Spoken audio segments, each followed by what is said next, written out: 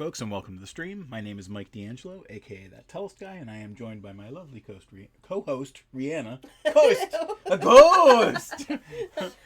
I'm pale, but not that pale. We are doing something a little bit different today, and we are actually talking about like writing as an exercise, essentially. We decided to. Oh, I've got a cough in me. It's sweltering up here. It's alright. It's a little oppressive. It's not oppressive. It makes me want to go to sleep. Oh, it's a nice heat. Like a snuggly little sauna. She's going to sleep. She definitely is. So we're talking today about like a writing exercise. When you're building a persistent fantasy world, or any kind of speculative fiction world, there is the capacity to have what I've described before as a plot generator. You'll see on the screen right now, I did an article, like a guest article with Book Asylum years and years ago. At this point, we're nearly 7 years ago, during the first SPBFO, speculative fiction book. I don't know. SPFBO. It's right there in the title. What it means is anyone's guess. Nobody has any plan. I was reached out to and offered a guest spot to talk about some various things, and what I had come to like about the Tellest universe was that it had these plot generators. I'm not going to focus too much on this article. You can check it out by googling Michael D'Angelo plot generators. It will bring you to this page, like one of the first 2 items or whatever.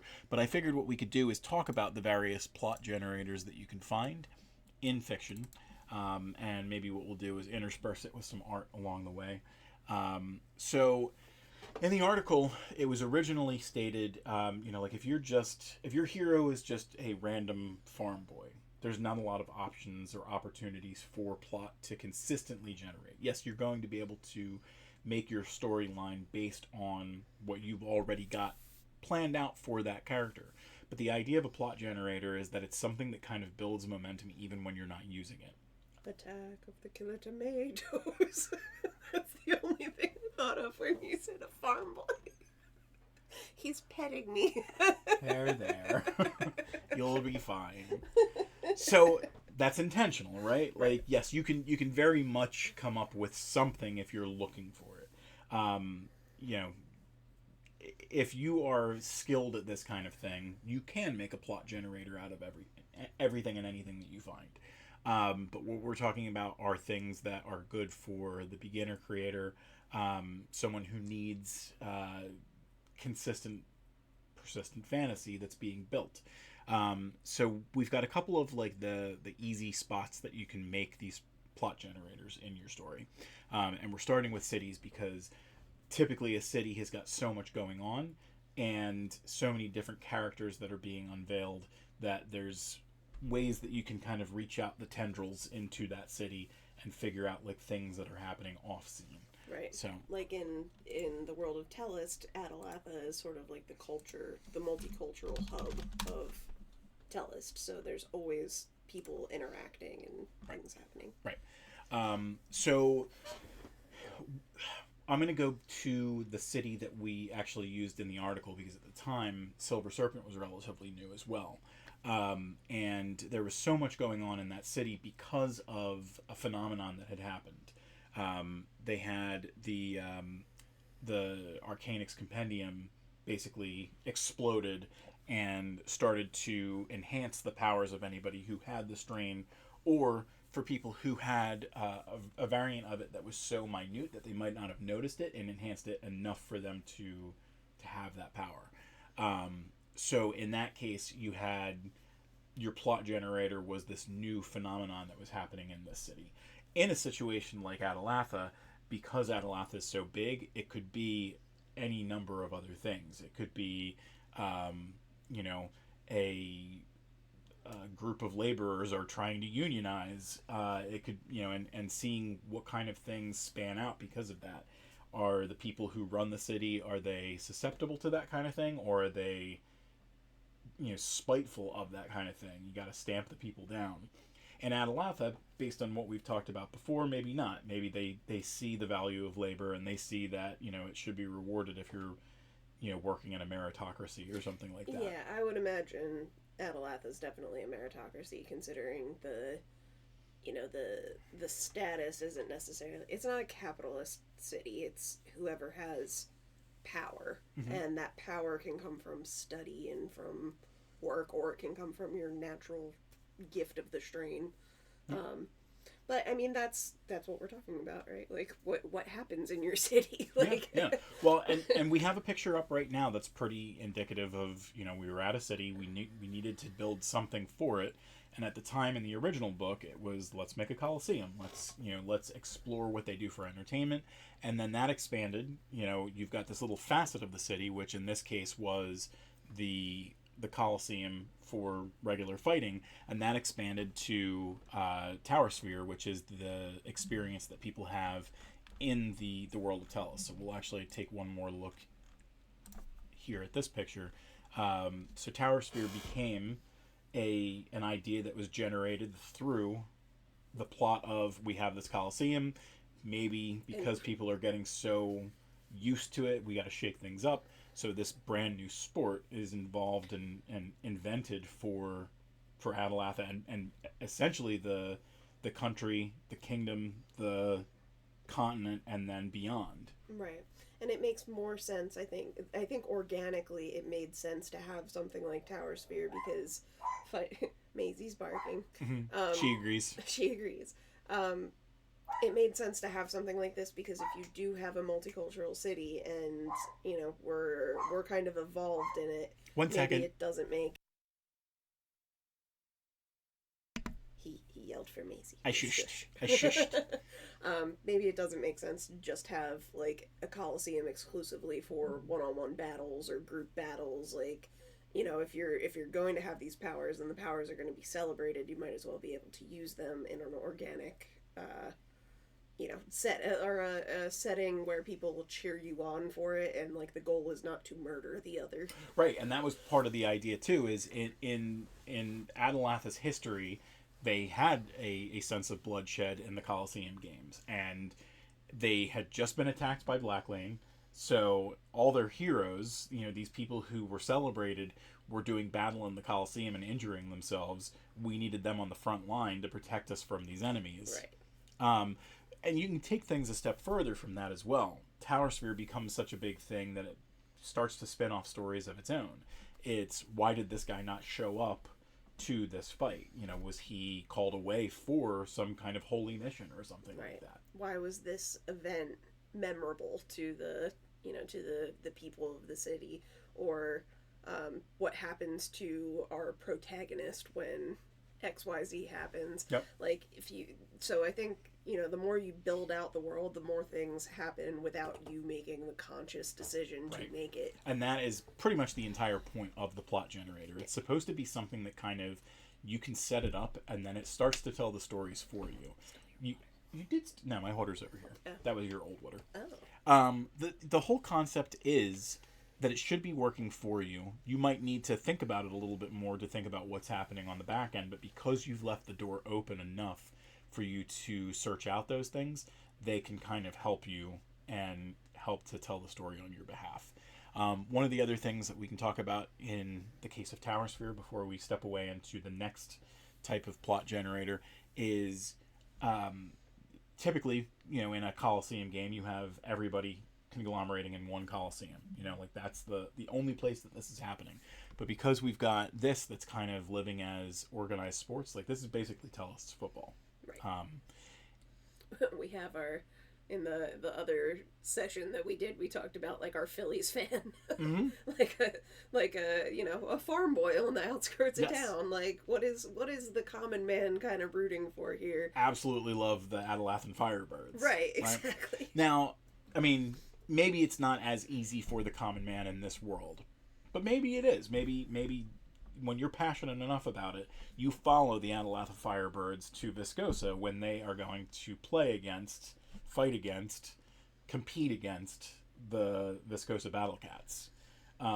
You've got things like that. So what happens when those two groups converge? Is there, is there a romance? Are two players on conflicting sides suddenly drawn to each other?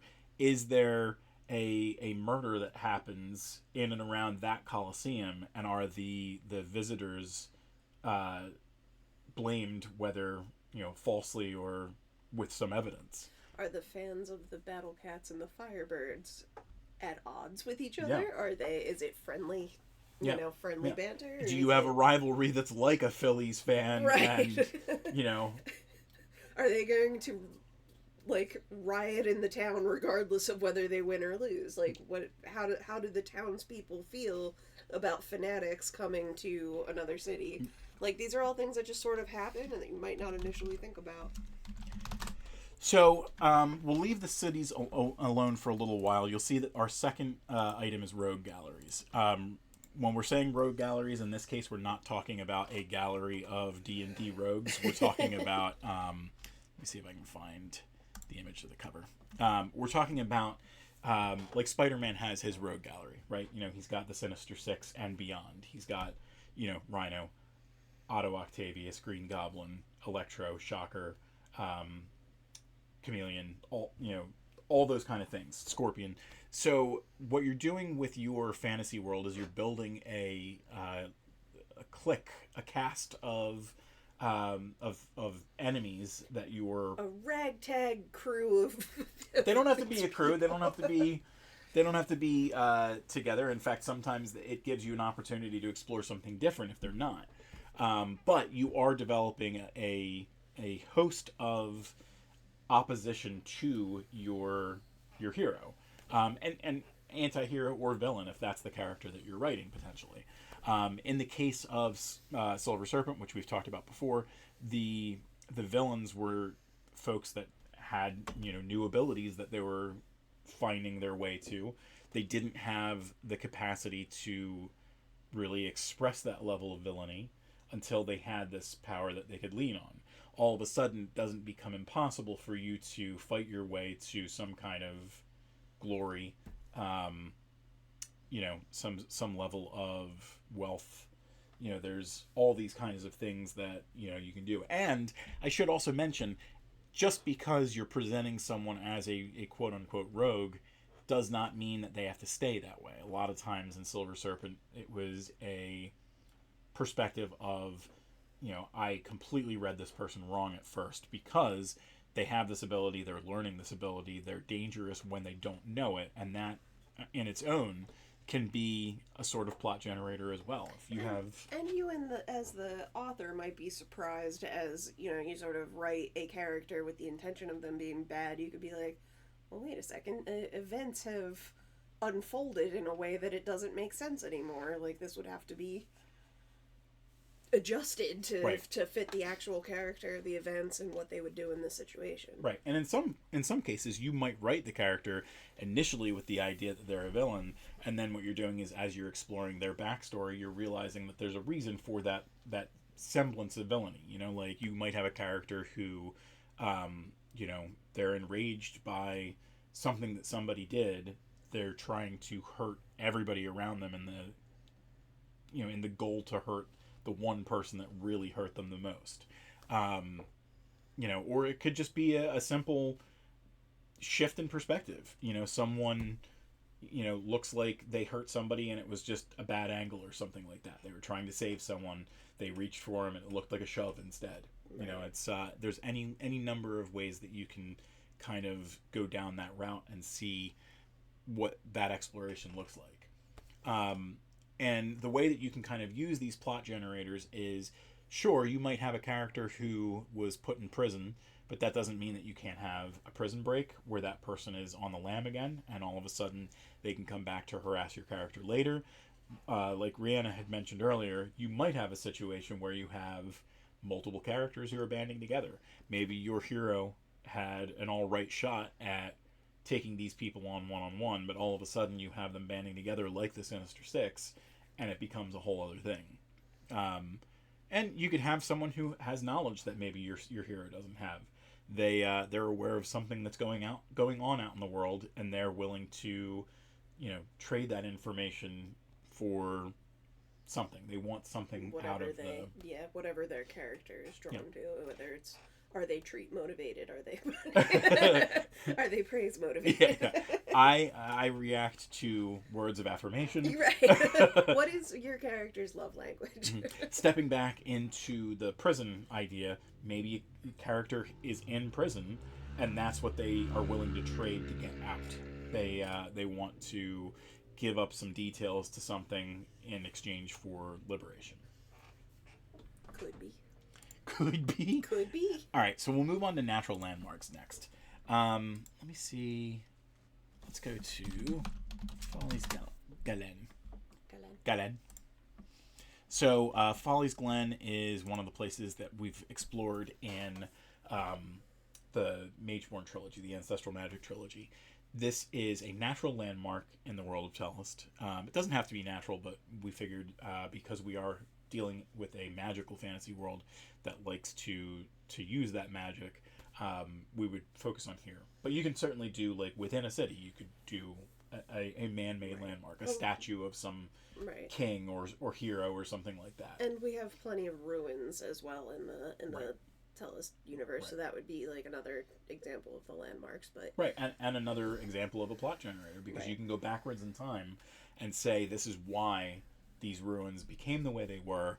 You can step back and say this is what they were known for before they were ruined, and it could be a treasure dive. It could be, there's any number of things that they could be when you're talking about, something along those lines. Right, and this also, I think this would probably be like a sub bullet point, or maybe its own bullet point, but like when we're talking about natural landmarks, you're also talking about the critters that inhabit the area, the ecosystem of that place. That's a plot generator of itself. You have the boom shrooms, like the mushrooms that explode. Yep. Yeah. What does that do to the people who are trying to sneak through a cave or whatever? Doo-doo. Yeah, you've got, like, so the fun thing about Tellest is obviously we've been at it for a while, and in some ways the world of Tellest has plot generated its way into, like, battle maps, say. So we made boom shrooms because we needed a point of interest for one of our maps, and then it circled all the way back its way around to the Tellest universe. We've got art of boom shrooms. Let's take a step. Actually, I don't know if I have them on the Tellest website yet, because we did have that hack at one point where we lost things. But I had a big hack at one point. Here's a plot generator for us. We ended up having like 20,000 posts, like, maliciously generated on our website, and we had to, like, clear our way of it.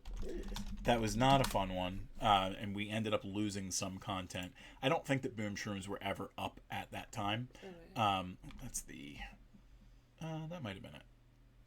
It didn't look like the final product. Well, that might have just been the top image, because we always do like 4. That was the right one. So, boom shrooms as done by Stephen Belshaw. So here's what our grand finale looked like for boom shrooms. So the idea is that we wanted a natural trap that you could incorporate into, whether it's nature or dungeons or something like that. You get too close, the little pustules look like they're going to explode, and sure enough, they do. Whether it's something fiery or noxious or something like that. So yes, we introduced boom shrooms into the world of Tellest. Surprised that no one had done it. Glad that we were the first. So we had a good time with that. But that's just a way of showing you how to generate your way from something like this into, from an environment into something that could potentially change the landscape. Yep. Are they supposed to be like lumabugs or just wisps? I think they're fairies. I think so. Typically, when I'm working with an artist, sometimes they have their own vision for what something should be, and in this case, I think the artist did this. There were no, fairies in our interpretation of Follies Glen. But sometimes I just like to let an artist cook. So yeah, and sometimes when they do that, they surprise you. Like, the art is its own generator, because the art will be like, "Ooh, I like this better than what I envisioned," or "Oh, they made a weird creative choice here, but that could work for the story." Right. Yeah. I'm imagining in this photo, like the idea of Folly's Glen would be like the trees don't stand upright because they have conflicting light sources with all the little fairies, the lumabugs, the Yeah. little like the bioluminescence. So it's not like a straight up to the sun place. It's a winding area. All right, so let's step to our next one, which is prophecies. So, prophecies are an interesting one because obviously, when you're writing a prophecy, you've got your own idea of why you're writing it in the first place. Are you going to write it into your world because you have an intended end goal for them? I go back to George R. R. Martin.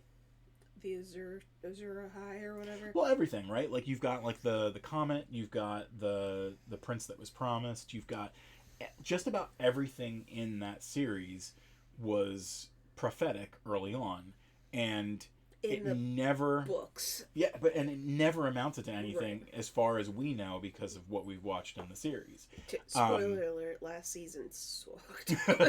Now, they had a number of plot generating. Game of Thrones had so many plot generating devices in that world, and they chose to go and don't do what they did, Right. basically. Well, and in some way, what they chose to do was its own plot generator because they chose to subvert expectations. And end it plot, quickly. Plot be damned. That's not always a bad thing. It's not always a bad thing to subvert expectations because that's how you get tropes like enemies to friends to lovers. You know, like that is a subversion of expectation.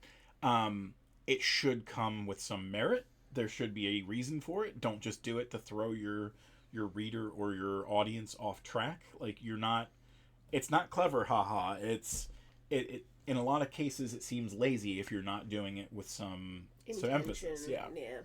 I think like when we're talking about the idea of a villain becoming a good guy or something, like Jaime Lannister's whole arc was just ruined at the end. Yes. With absolutely no context. That would have been, a prime example of a villain to hero's journey if they had done it justice. It's a very good way of putting it is a good plot generator should be a lot like good improv.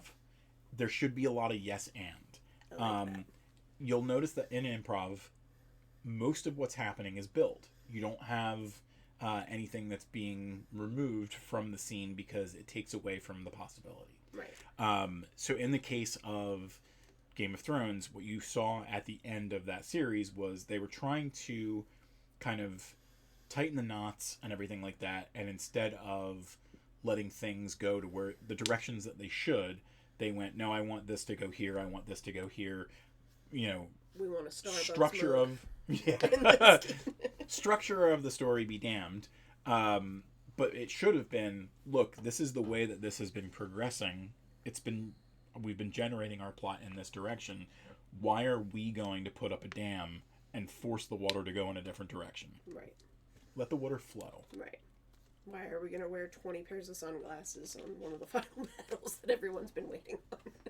I feel so bad for Miguel Sapiento or whatever his name, Sapachik. I don't remember his name, but he did so much work only to have all that stuff disappear. Mm-hmm. Any woozle. So that could be your prophecies. For guilds and factions, here's another opportunity for us to talk about things that can generate for you. So what's your favorite Tellest guild or faction? April's Fools, is that a faction? They're more like a group. They're not necessarily a faction. I mean, I guess you could in theory say that they're a faction. They're kind of your characters de facto, but I'm thinking something more along the lines of the Enkindled Brotherhood. Well, that's D&D, which not a lot of people know. But what about the Calistrazi? We have the Crypt of the Calistrazi, for instance. I think we have the.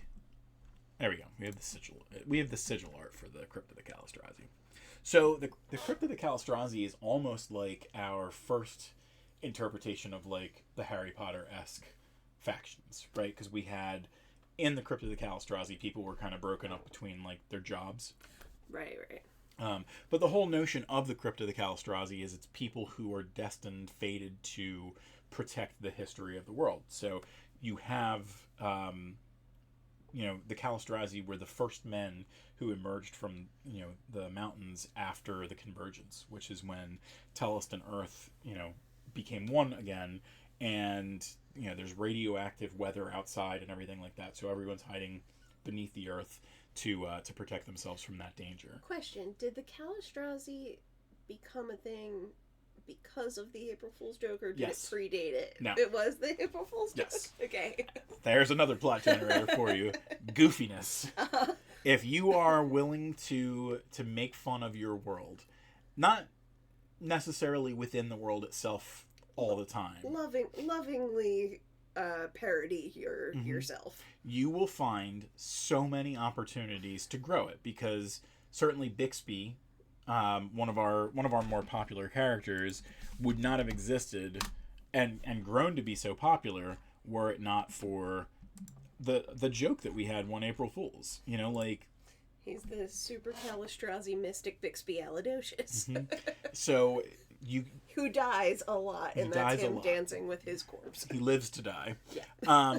The whole concept of building your world does a remarkable job when you are playing with it in this way, because there's probably no other better time than than when you say, let me break the rules of my world. Right.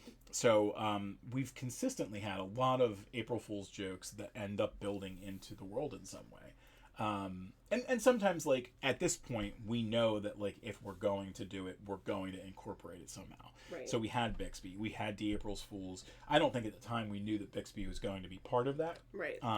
But we knew... But it made sense. Yeah. Because plot. Right. We knew that the D-listers needed somebody who, arguably, at first glance, has a D-list power that you can show can be enhanced to some extent. Right. And then we also had, like, the Ligomorphs. We knew that the Ligomorphs were going to be an April Fool's joke, and they've expanded to a point where, like, we know that we're going to make them something someday. Right. And the werebears. Yeah. The Care Bear werebears. The Beware Bears. The Beware Bears. I forgot that's what they were called. Yeah, we definitely, when we have unlimited funds any day now, we know that we're going to be doing silly things like the Tellest babies. The Tellest babies. That became like a two art Here, let's spread. Yeah, let's like show the Tellest babies. Tellest babies, big adventures for tiny people. Tiny people. So yeah, it's become a whole big thing. Right. What if the characters were shrunk? What if they were turned they were into toddlers and had to figure out a way to get back to their adult selves? Let's move into our final plot point, which I knew that you would like, which is schools and academies. So let me let you chat about this one. We're actually almost at an academy here. Yeah, exactly. So the Spirit River Academy has sort of become the Hogwartsian, but like for all ages sort of place within Adelatha, where it has like immeasurable potential for plot generation, because you have the different schools of magic, you have the different professors, you have the different students that are either already in attendance or that are coming to the academy. You've got conflicting opinions by the leaders of the school. This was sort of a thing where Michael kind of let me have the playground for generating like the idea of the school, and I think I had like a moment of inspiration over like 2 or 3 hours, and I just wrote everything about it down, including like, here's the dormitories, here's the map, here's where these classes are held. Yeah, you went absolutely nuts with it in I a did. very good way. And it was fun. We have a whole YouTube about that one as well. But it was just very fun to sort of know what I know of the world and the characters that exist in it. And that was part of like the plot generating. It was like, wait, what if, what if this were the case, or what would their opinion on this be?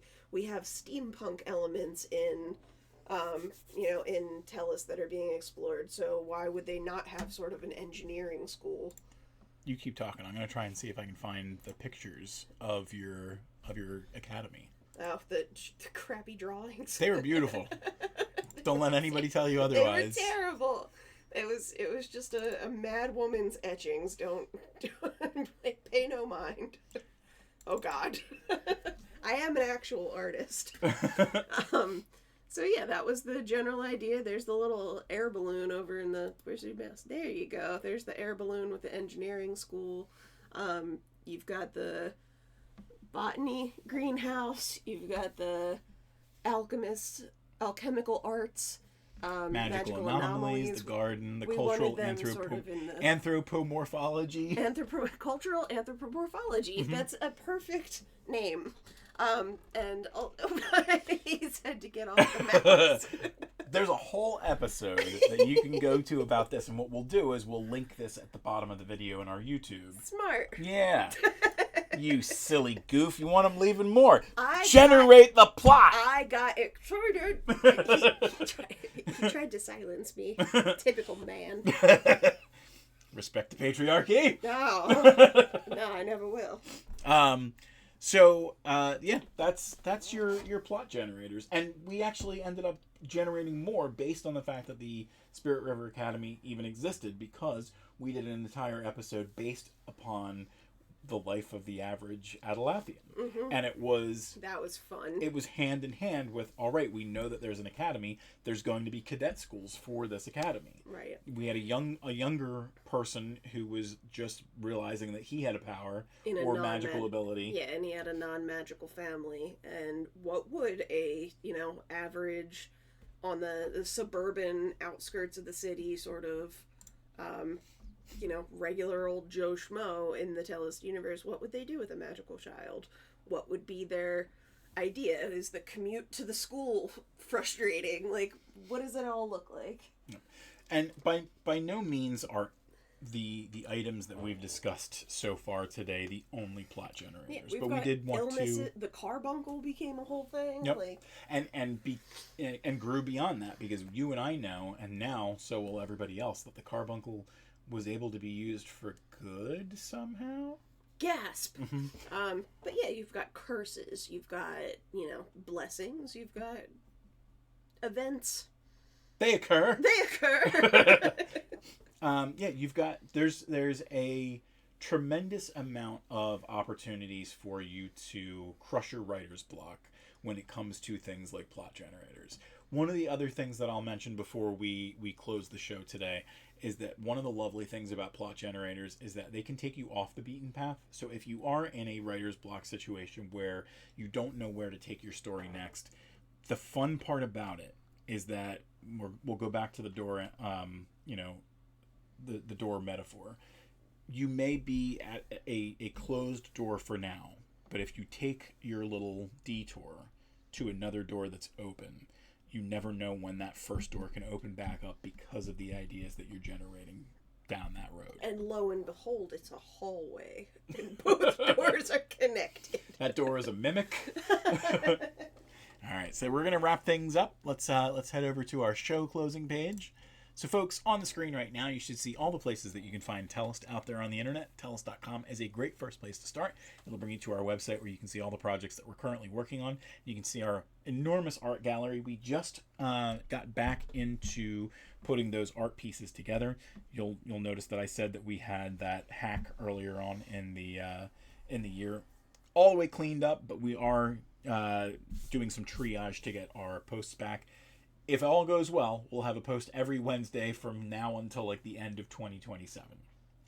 So pretty good stuff there. There's a couple of premium sites that you can check out to find Tellest goodness. Patreon.com/Tellest is where you can go to get our battle maps. It's the best place to get them because you get them at the cheapest price overall. And you can see some of our art posts there as well. They are on Patreon well in advance of the Tellest website.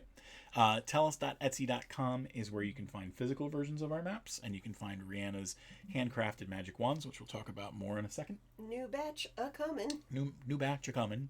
Battlemapfantasy.com will bring you to our drive-through RPG publisher page, where you'll be able to see all of our maps in like an a la carte style. So if you only want one or two maps, you can get them for, if they're on sale, pretty darn cheap.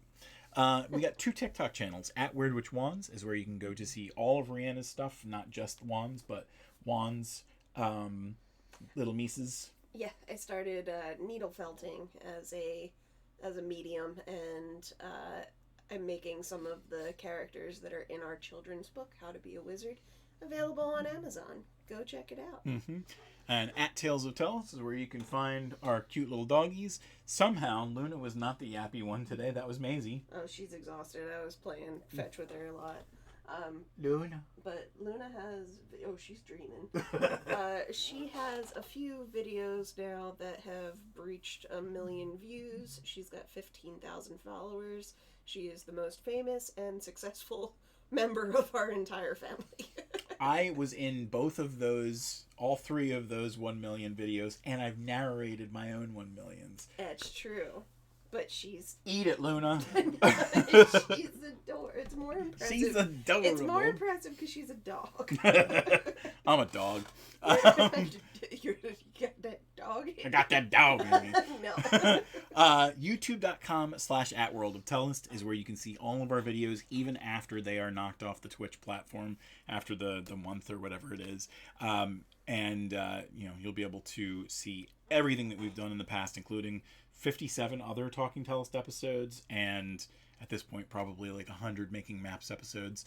And twitch.tv/thattellestguy is important because that's the only place where you can chat with us live and earn your quest coins. We're so freaking close to playing the QQ stuff again, so definitely make sure that you hang out here when you can, because soon you're going to be able to pledge your undying fealty by way of quest coins to get your favorite player a mana point that they can use to buy a room in Quantum Quest.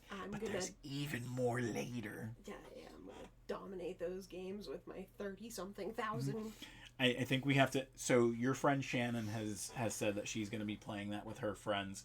I really want to get her on the show to play Quantum Quest, because I want to see if she and I are playing on opposite sides, how many more mana points you give to her. So many. She will win if I have anything to say about it.